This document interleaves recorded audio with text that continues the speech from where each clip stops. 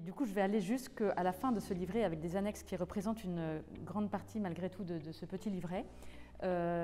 Et là, vous redéfinissez, vous revenez sur des choses très concrètes finalement de ce que sont nos institutions, de comment elles sont organisées, de qui y participe.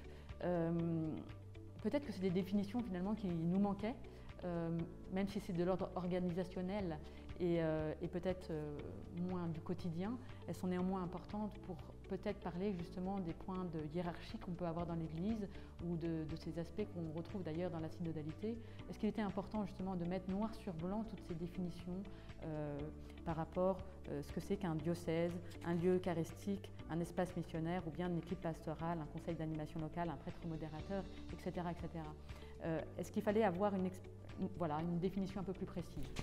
Comme je l'ai dit, l'aide pastorale répond à une demande des prêtres qui ont fait valoir qu'il n'a pas pu suffisamment partager les raisons profondes de la transformation pastorale et donc il paraissait intéressant, après avoir essayé de donner un peu l'esprit, de redonner ou de donner de manière plus ferme, plus précise, la définition des différents éléments de la structure, disons, que nous avons mise en place. Donc le diocèse bien sûr, mais surtout espace missionnaire, lieu eucharistique, équipe pastorale, etc., modérateur des paroisses, etc. Après, l'expérience de ces 3 dernières années nous a permis de préciser, d'affermir un certain nombre de définitions, de préciser certains points qui ont pu susciter des incompréhensions ou qui n'étaient pas suffisamment clairs pour les uns et pour les autres. Voilà. Et puis ça fait de ce petit livret un sorte de document de base grâce auquel tout baptisé qui est à Reims dans les Ardennes eh bien, peut essayer de comprendre comment nous sommes appelés à vivre tous ensemble.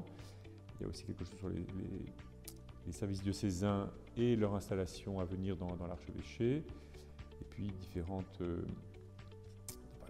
d'autres informations, disons, de manière à permettre à chaque diocésain de se sentir à l'aise dans le diocèse. En tout cas, c'est ce que j'espère aider à faire.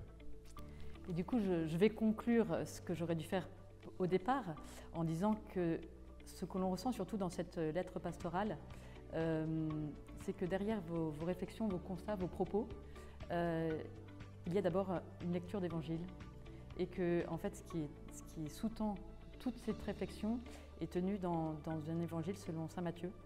Et on sent justement votre personnalité, là où vous voulez aller dans notre diocèse, peut-être là où nous devons nous retrouver nous, en tant que fidèles pour ce diocèse. Et pour tout ça, eh bien, écoutez, Monseigneur, je voulais vous remercier aussi.